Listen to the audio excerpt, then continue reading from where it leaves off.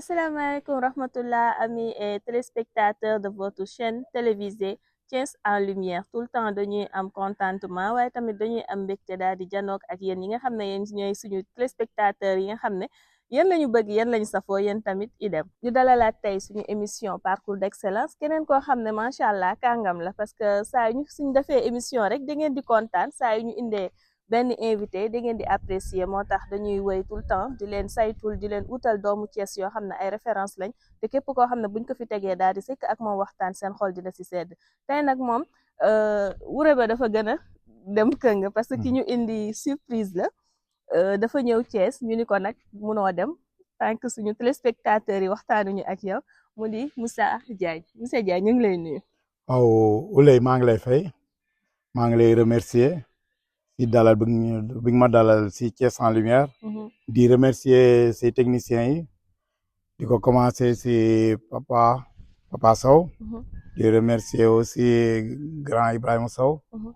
di remercier Soy Mbacke bu ñu dalal fii si Chez Mayte. waaw di remercier aussi téléspectateurs yi ñuy seetaan. fii si Thiès ak si diaspora bi ak si Sénégal bi.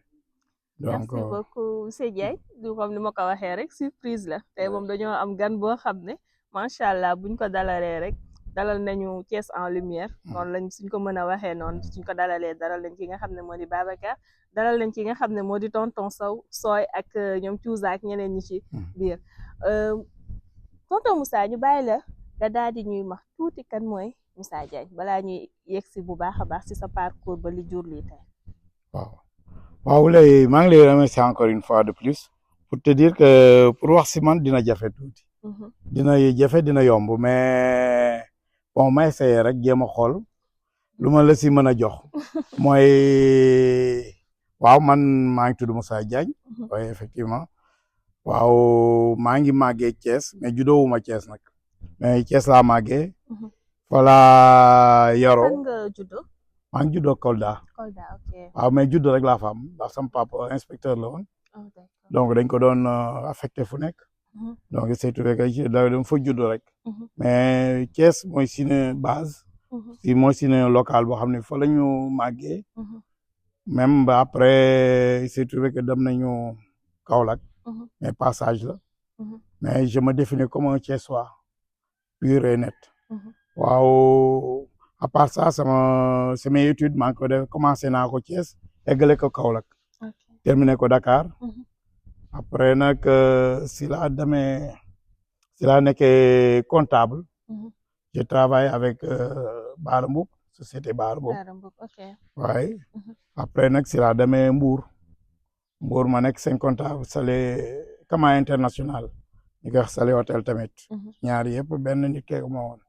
foofu laa jógee nag dem Italie def sama parcours Italie dafa plus de 16 ans après nag door dem France actuellement maa ngi fa def 8 ans donc grosso modo buñ ko mënee tënk loolu mooy sama parcours mooy sama présentation. bu ñu waxee de Kolda à France balaa ñu ciy gën a xuus ci parcours boobu ñu ñëwaat si étant jeune nga daal di juddoo Kolda. jóge Kolda jaar Kaolack ñëwaat Thiès loolu lan la def si yow. waaw loolu kii la def si man c'est-à-dire benn richesse culturelle la def si man. ndax en passant jaar naa Tivaouane.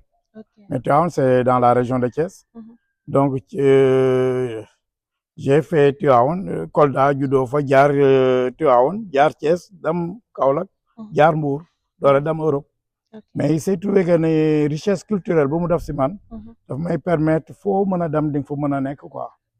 échange bi dina mën a nekk ndax tamit la plupart du temps man dama nekk koo xam ne milieu associatif daf ma intéressé quoi. donc fu ma mën a dem muy que ça soit au niveau scolaire. toujours maa ngi nekkoon si association yi. si amicale yi. yooyu bokkoon naa si donc à part de ce moment ba ma demee Italie tamit. j'ai été président d'association pendant 8 ans nekkoon naa foofu loolu nag moom laa mën a wax ni culture boobu mélange culturel boobu.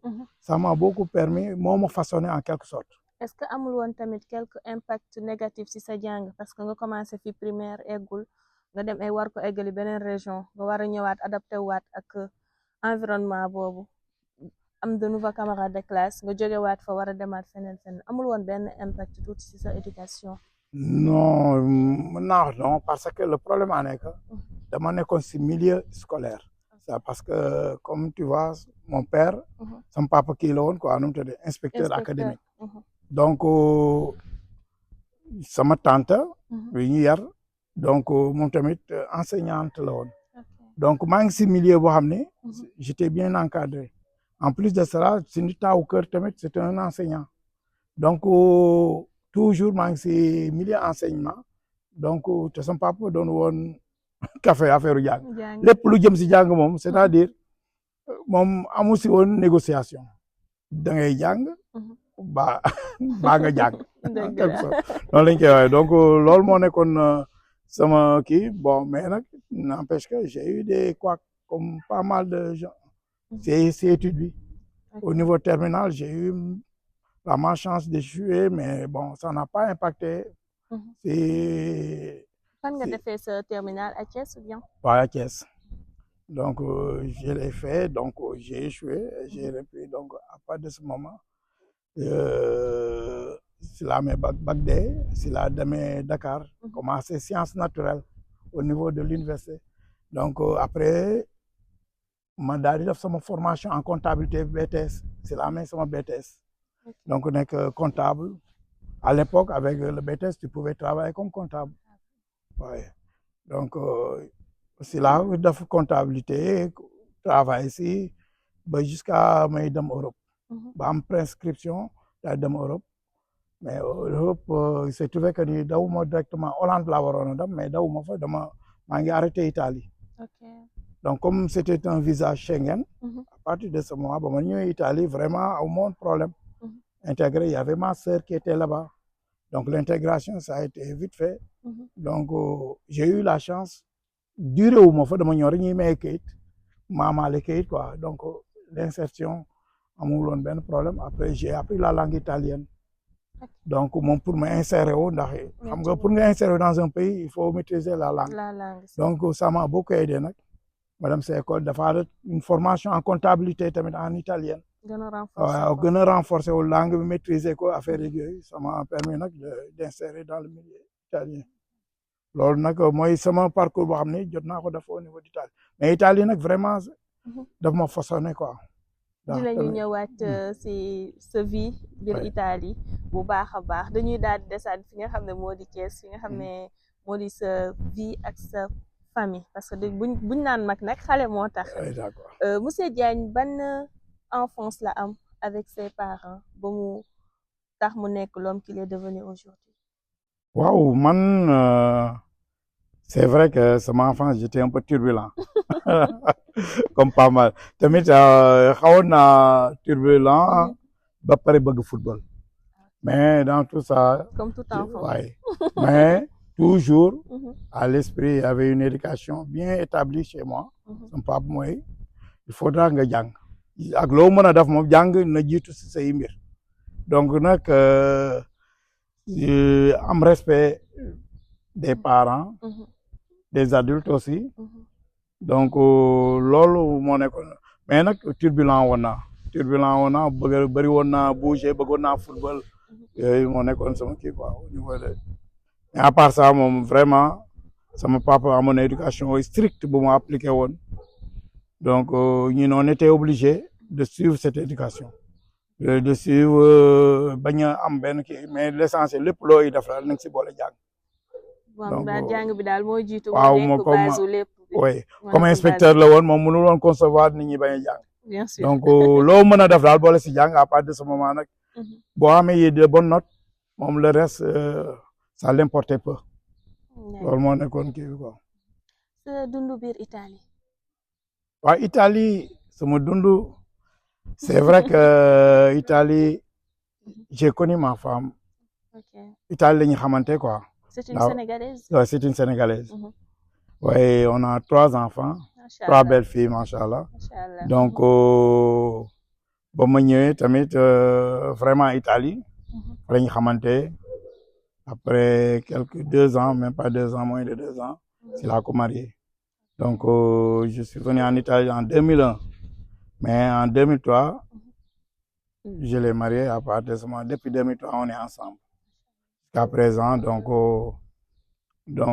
avec mes enfants ñu nekk fa bon il y a eu des moments difficiles comme tout kii mooy di nga passé des kii mais boo amee jabar ju lay jàppale si vraiment ça va t'aider quoi je ne vous le cache pas ma femme a été toujours derrière moi elle m'a vraiment aidé sur pas mal de situations donc loolu je profite sur ce plateau pour vraiment remercier ko tamit fi ma jaar donc il faut reconnaître il faut rendre à César ce qui appartient à César waaw loolu la tubaab bi waxte nga nekk nit ku ñuul nekk doomu Sénégal nekk doomu Thiès nga jógee Thiès jóge Sénégal dem beneen dëkk bi Italie dem pour jàngi waaye dem tamit pour uti ji loo xam ne di nga ko am côté sa vie professionnelle loolu metti woon na wala yomb wala amoon na des difficultés yoo xam ne rencontré nga ko ci waaw en fait comme loo gisee boo gisee réussite foo ko gisee rek derrière bu la nit ki nettalee fu mu jaar yëpp yow dootoo ko ñeewati mais da nga koy yërëm bien sûr c'est vrai am na yoo xam ni c'est vrai que c'est pas facile léegi mën nañu considérer facile mais c'était pas facile c'était pas donné mais comme tout Sénégalais booy door a dem Italie donc amagoo kayit c'est vrai da ngay jaay comme tout le monde. mais waaw monsieur Ndiaye def na marchand ambulant. oui marchand ambulant comme tout le monde mooy Italie képp ku fa dem di nga def marchand ambulant. ok loolu jaay.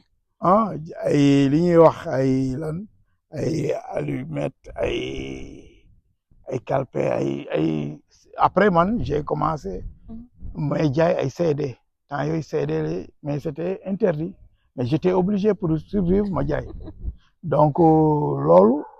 ma commencé di ko jaay CD yi di jaay mais yàgguma si yenn yàgg yi quoi 6 mois après on m'a prêté dañ ma aaloon kayit ma commencé lool nag di si liggéey même pas 6 mois ñu commencé ñu maye kayit donc ba ñu maye kayit ma am sama kayit à partir de ce moment ça y est quoi si la continuer sama formation yi di def sama formation comptabilité après inséré wu carrément jënd kër foofu dafa ay kii vraiment installé wu ko avec l'aide de ma femme quoi dama lay wax nag vraiment li ma def yëpp du bu nekkoon man dong la ça demande une diva derrière derrière chaque grand homme il y a une grande dame derrière la réussite de chaque grand homme il y a une dame donc loolu dama la koy dëggal tamit vraiment loolu moo nekk sama man moo di bëri ni sonné man j'ai pas eu sonné wu ma noonu quoi vraiment j'ai eu la chance waaw loolu macha allah j'ai eu la chance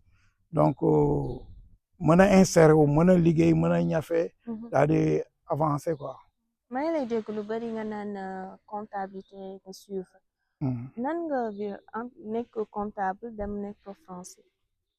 alors actuellement comptable on dirait que ni au début j'étais comptable c'est vrai même ba mu ñëwee France sax la première chose à faire.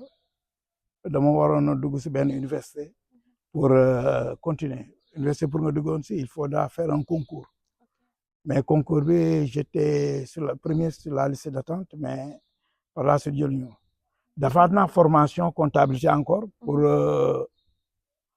def remise à niveau parce que ça fait très longtemps que continuer tout le mais ba ma ko defee ba def formation bi mais il fallait ma def stage mais stage bi j'ai pas pu faire le stage donc nag diplôme bi duñ la ko jox tant que dafa stage léegi nag à partir de ce moment nag la dugg si enseignement mais je suis assistant d'éducation donc assistant d'éducation au niveau du lycée d'un grand lycée boo xam ne day def prépa day def pas mal de choses donc foofu laa nekk depuis c'est ma 4e année en France waaw mais nag moi je suis quelqu'un qui touche à tout li may gis nii je suis en plus de ça.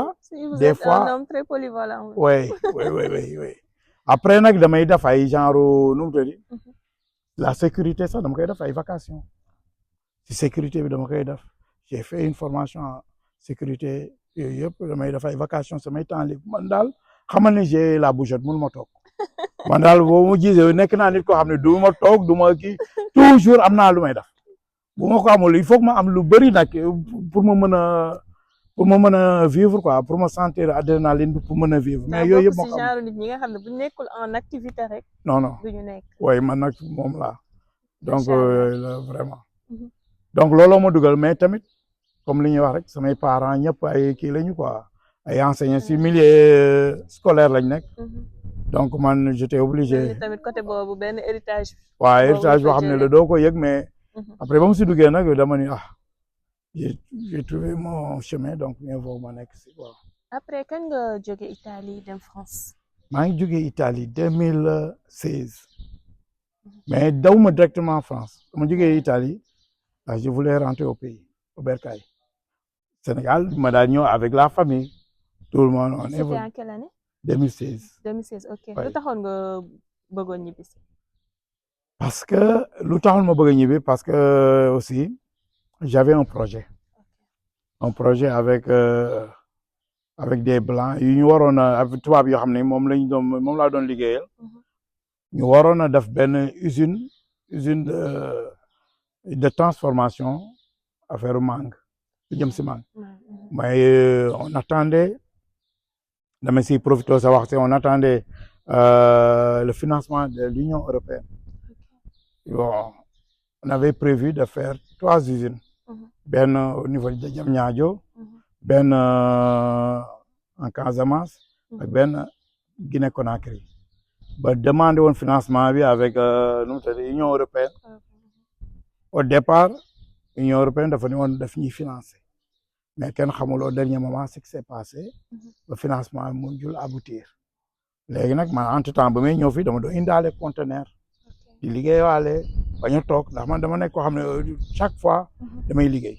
damay def ay affaire bu ma nekkul si lii maa ngi si leneen.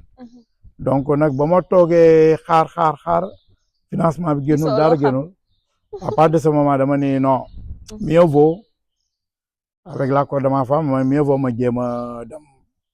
France comme j'ai la double nationalité aussi.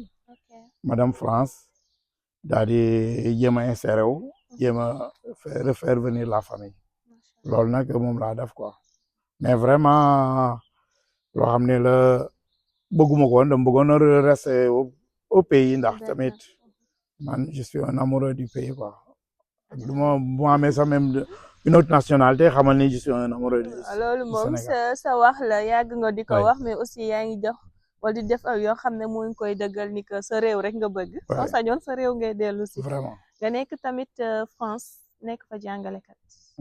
non assistant d'éducation c'est-à-dire tu encadres tout ce qui est des élèves encadrement accompagnement. c'est-à-dire tout ce qui est nu mu tudd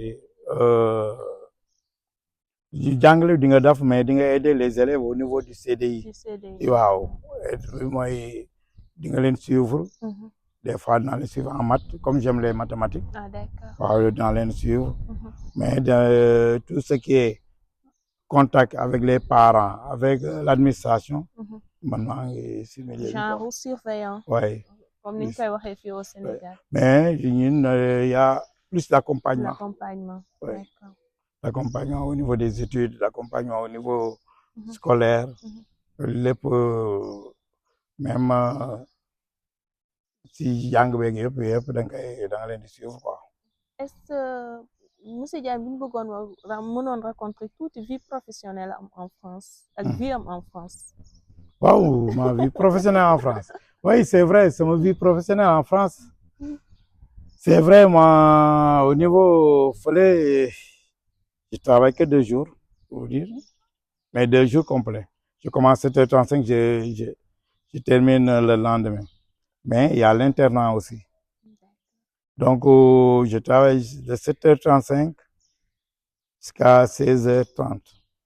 Mais il y a une pause, mais à part de ce moment, le travail, c'est stressant, quoi. C'est vrai que même si tu es dans un milieu scolaire, le début, oui, c'était stressant, mais maintenant, avec l'expérience, ce n'est plus stressant. Donc, je suis... Waaw, man élèves yi may suivre, ay élèves prépa lañ leen di wax. Prépa mooy ñu am bac ba pare.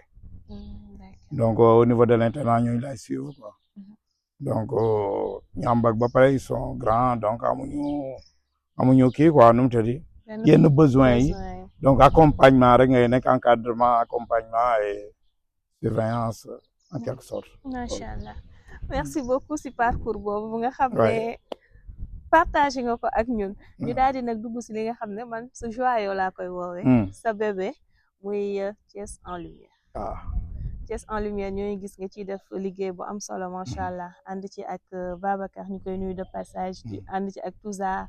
ànd ci ak tonton Sow bi nga xam ne moo ngi fii Thiès ak Sock ak ñeneen ak ñeneen boo limee da ngay juum Aïssata et autres.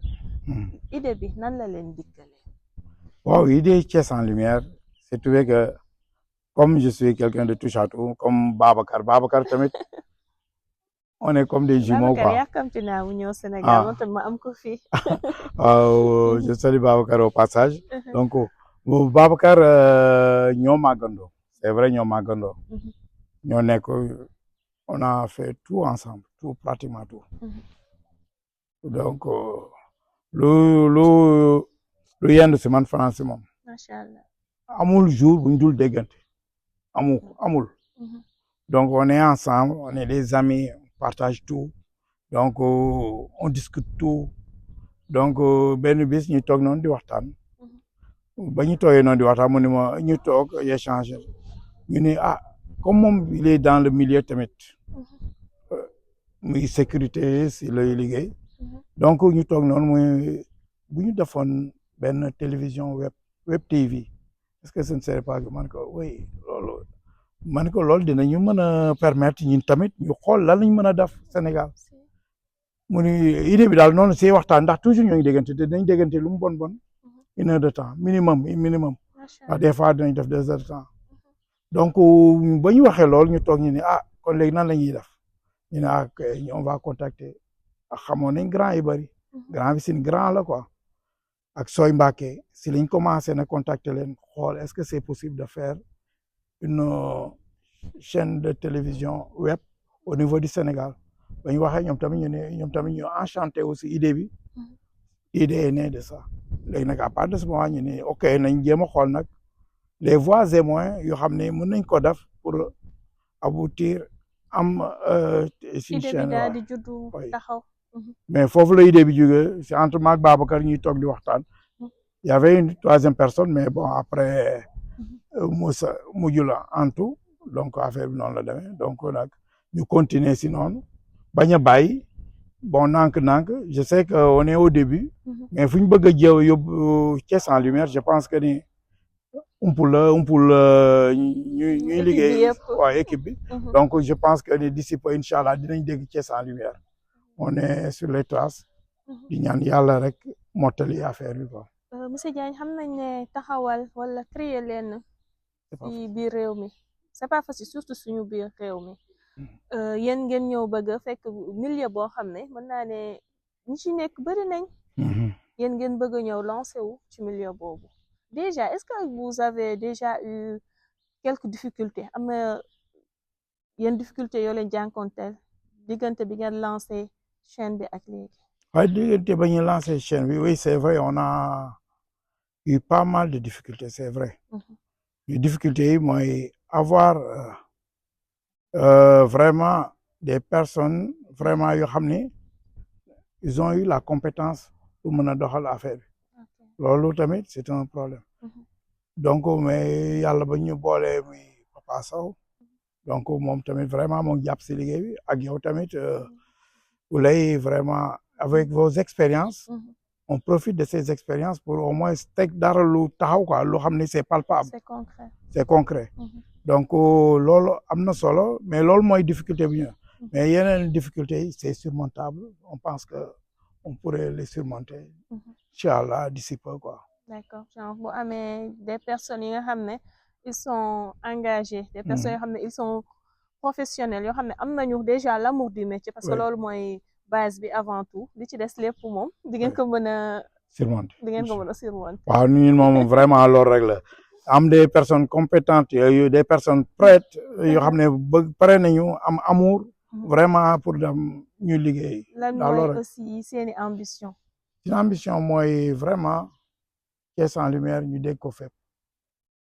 c'est-à-dire diaspora bi au niveau du Sénégal ça ne se limitera pas seulement sur Thiès vraiment du nekk loo xam ne Thiès rek la au début vraiment on a cette idée ndax tamit bu dañuy wax chartier bien ordonné commence par soi-même donc booy commencer daal da koy commencer fi ngay kii waaw say racines ba pare c'est pourquoi même la première émission on l'a fait avec le président de Walidane ndax ñun suñ koñ mooy koñu Walidane pour te dire pour après mën a am ouverture commencer di xool yeneen horizon yi ndànk Thiès mais déjà commencé nañu une deuxième émission avec Baro Cissé troisième avec Maringone donc ñoo ngi dem ndànk petit à petit j'espère que d'ici peu lu ñu bëgg daal installer am sini studio bu mag boo xam ne dinañ ko mën a teg muy nekk sini base xam ne foofu la ñuy mën a du nekk loo xam ne rek c'est virtuel mais dañoo bëgg loo xam ne c'est réel tamit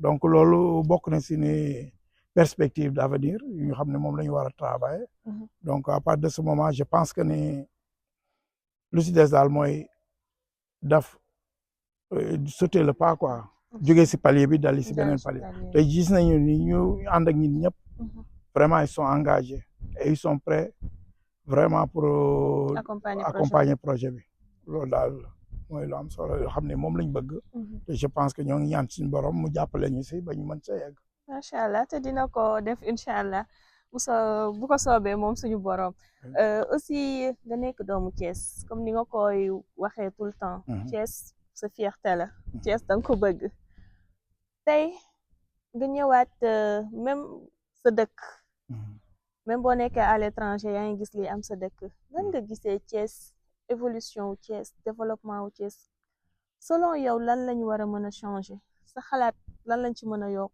pour que dëkk bi mën a dem parce que am nañ potentiel yi nga xam ne war mooy fi yëpp qu'est-ce qu'il faut faire pour que dëkk bi war a développer wu comme ni mu war a développer wu parce que nit ñi nag dañu naan Thiès doxul day raam c'est vrai man depuis 8 ans ñëwuma Thiès ñëwuma sax Sénégal donc c'est vrai il y a du changement boo xam ne c'est notoire da koy gis man avant may dem doon naa dawal fii quoi mais léegi ñemetuma dawal man lu ma njëkk a kii mooy indiscipline bi ak insécurité bi mais yooyu laa njëkk a gis mooy surtout Jakarta yi ma xaw ma ban cri de cœur laa war a mën a am pour gars yi donc j'en profite pour donner un cri de cœur boo xam ne peut-être maire bi bu ko déggee maire bi moom je vois vraiment je profite de l'occasion je vois que ne moo ngi liggéey di Babacar Diop xawuma ko nag vraiment xawuma ko mais je profite de l'occasion pour dire ne vraiment gis naa mu def Thiès ville en lumière waaw loolu day xaw a nduroog ci ñin ñi Thiès en lumière donc mais daal lu ma bëggoon autorités yi muy police bi muy mairie bi muy gouvernance lu mu mën a doon toutes les autorités ñu jéem a xool avec le problème de Jakarta je ne dis pas dañ leen war a éradiquer ou dañ leen war a enlever mais dañ leen war a jéem a xool nan lañ mën a def pour accompagner leen booy mën a am ay permis seen kii ñu am seen moto yi am kii nu mu tëddi am ay kayit yu leer waaw ñu mën a def dara loo xam ne c'est mais buñ ko dindi nii mais dañoo war a liggéey mais nañ jàng ndax tamit dafa am solo quoi damay gis booy toujours parce que formation bi ci war amu ci ñu bari dañuy xëy du jour au lendemain uti moto wala ñu jox leen moto rek ñu tegu ci tali bi xamuñu sax lan mooy code de la route déplacé daal lañ koy mën mooy te man des fois damay toog ba sax man ne ñii est-ce que am nañ frein ndax duñu freiner mais loolu si ab pays boo bëggee pays bi avancé c'est-à-dire jeunesse am dafa si war a investir quoi waaye faut gars yi investir seen si jeunesse bi ni ñuy investir mooy c'est vrai que lépp mënul jóg tey mu baax tey mais nañ jéem a xool nan lañ mën a def pour accompagner les jeunes ñu bañ leen a bàyyi noonu ñuy ko nee ndax bu ñuy def nii man j'ai peur hein c'est-à-dire booy ni ñuy dawalee man Jakarta yi laa gisagum c'est vrai que ni j'ai pas eu le temps dans le temps file tellement vite mais déjà Jakarta yi waaw Jakarta yi xaw nañ ma kii quoi mais insécurité bi tamit loolu dinaa ko dégg ni Thiès léegi insécurité bi tamit ñu xool autorité yi lan lañ si mën a def damay dégg ay simol ay affaire kii yeeg yooyu bu kii amee yooyu yëpp dama koy dégg xam ne bokkul woon Thiès bokkul woon ci xar kanamu Thiès loolu tamit loolu daal bu ñu ko xeexee d'abord première après defar Thiès je pense que ni Thiès dina avancer quoi oui loolu daal insécurité ak jakartaay ak buñ si taxawelee quoi jéem a xool nan la ñuy mën a accompagner les jeunes ndax tamit man du ma jël fële di ko comparer fii parce que kii bokkuñu mais fële xale dañ koy accompagner même bu échoué dañ koy accompagner. loolu mooy yoon sax. waaw parce que boo bëggee sa avenir u réew. tàggatal xale yi. comme li sëñ Saliou waxoon jox leen ma xale yi ma defar mag yi ëllëg yi. dëgg la. loolu am na solo sëñ Saliou lu mu wax loolu am na solo te vraiment loolu lay tubaab yi def. donc buñ ko defee mais jëmuma comparer Europe ak kii mais xam naa ni daal bu ñu gënee jox gëdd. jeunesse bi. dinañ am. Des adultes vraiment plus responsables. gis nañ tamit Thiès région bi yàlla may na ko muy côté ressources. ressources minières yi Thiès am na phosphate. Thiès am na macha allah ndox. muy géej bi zone des Niayes yooyu ñoo ngi koy gis carrière bi et autres. nga foog ni tamit côté industrie wala côté entrepreneuriat. waruñu woon gën a taxaw pour dëkk bi gën a sukkaliku. waaw mais pays pour mu développer il faut mu am industrie. industrie entrepreneuriat c'est-à-dire ça ne veut pas dire que les grandes kii mais les petites et moyennes entreprises ñooy développer pays. même ba ci côté culturel. maa ngi même aspect culturel Thiès taxawaay bi mu ci amee Sénégal macha allah. te ba léegi ñoom ñoo ngi jooy des salles de spectacle ñoo ngi jooy leneen ak leneen ak leneen. waaw ndax culture tamit luy avancé loo dëkk la. du côté rek kii nu mu tëddi côté finance ou bien côté mais côté culture tamit day avancé loo pays. donc loolu tamit damay pousser tamit les autorités. dama leen di demander ñu jéem a xool nan la ñu mën a jàppale les musiciens les artistes je ne dis pas musiciens seulement quoi les artistes de manière globale. ñu jéem a am benn lieu de kii boo xam ne dinañ fu mën a regrouper dinañ mën a def seen kii. sans pour autant du day yàq dara quoi ndax tamit ndax Senghor loolu moo nekkoon force am. affaire culture la doon prôné. mais culture léegi dañ ko bàyyi de telle sorte que. gars yi li ñuy xalaat rek mooy xaalis côté xaalis. xaalis c'est pas mooy defar lépp. effectivement tamit maa ngi wax ne. dañu créer ay emploi pour jeunes yi. pour nga créer emploi il faudra nga fexe def ay entreprise entreprise yi tamit mun na nekk petite et moyenne entreprise 2 personnes 3 personnes ainsi de suite tubaab yi yooyu dañ koy prôner quoi auto entrepreneuriat c'est-à-dire dafa nekk loo xam ne boo koy def buñ ko permettre jeunes yi ku nekk mën a ñëpp mën a fay nag impôt moom dafa am solo ci dëkk moi je suis tout à fait d'accord ñëpp amee ok loolu daal mooy loo xam ne vraiment buñ ko defee dina am solo quoi mooy création d'entreprise je pense que ni autorités yi xam nañu lan la jeunesse bi soxla mooy liggéey. loolu daal buñ ko defee je pense que ni dina am solo quoi. monsieur Diagne suñu technicien mu ngi ñuy signaler ni que liñ desaloon ci ay simili moo ngi waaj a jeex. ñu bàyyi la nag tàggatoo bi moom dañ lay bàyyi libre choix nga xool lan ngay tàggoo ak ñan ngay tàggoo. waaw Ouleye maa ngi lay remercier bu baax yow.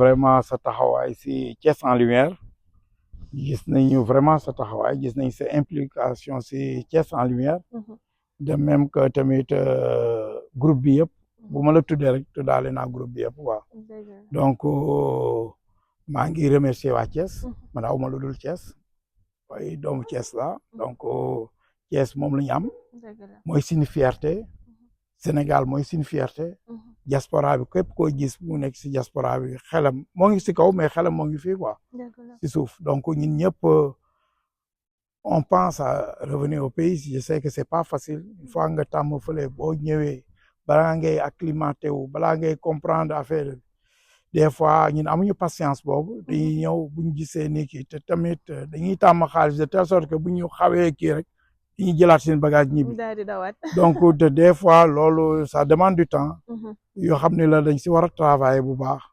tamit xam ni daal affaire yi xewul rek sotti si benn bis quoi donc dañuy am patience jéem a travailler ensemble la main dans la main sénégalais yi booloo nekk benn ñu jéem a xool na la ñu mën a defaree suñu dëkk te kenn duñu ko defaral nag ñun ñoo koy defaral suñu bopp dëkk bi ñun ñoo koy defaral suñu bopp doomu Thiès ñoo koy defaral seen bopp bu ñu paree nag jéem a génn defar Sénégal loolu daal di leen remercier encore une fois. monsieur Diagne yow tamit ñu daal di lay di jaajëfal bu baax a baax niñ ko waxee woon sànq rek suñu doxteel émission il est au Sénégal pour quelques jours ñu daal ci profito rek pour daal di sekk ak moom waxtaan bi wan leen kenn koo xam ne on peut dire qu'il est le papa de la maison mu daal di ci ànd ak kooku nga xam ne moo di Khalifa cité na ko di la jaajëfalaat ci idée bu rafet bi nga am di leen jaajëfalaat ci pas-pas bi ngeen xam ne yéen a ngi koy def pour seen région pour sukkali seen dëkk pour amour bi nga xam ne yéen a ngi ko am fi nga xam ne moo di Thiès di jaajëfal tamit équipe bi nga xam ne moom la ñu àndal ci liggéey bi yëpp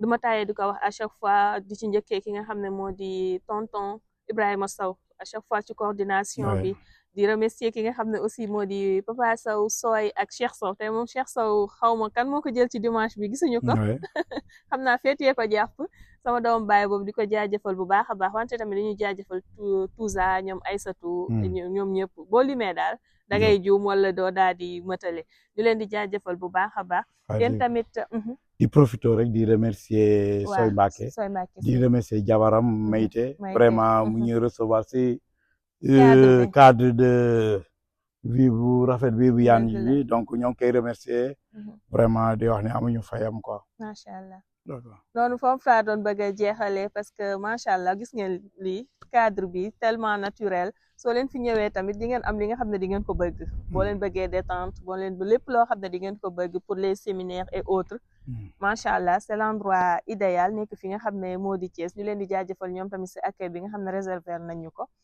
di jaajëfal yéen tamit amis et téléspectateurs di leen wax ne ngeen wéy di gën a abonné en masse parce que ñoo ngi YouTube ñoo ngi TikTok ñoo ngi Instagram ñoo ngi Facebook duma tàyyi di ko wax nit amul lu dul dëkkam te booy wàlliyaan rek daf fekk sa dëkk daal di tëggul te Thiès macha allah Thiès en lumière daal dina tëgg donc ñun yéenay suñu force yéenañ ci mën a jàppale bu baax a baax di leen jox dig daje ci beneen émission incha allah ñu indiwaatal leen beneen doomu Thiès daal di sekk ak moom waxtaan jëlee ci njëriñ wante jëlee ci tamit mbégte ndax émission bi saa ñu ko defee rek su leen paree da ngeen di kontaan ci invité yi nga xam ne ñoo ngi ko fii dalal di leen jox dig daje ba beneen yoon merci beaucoup.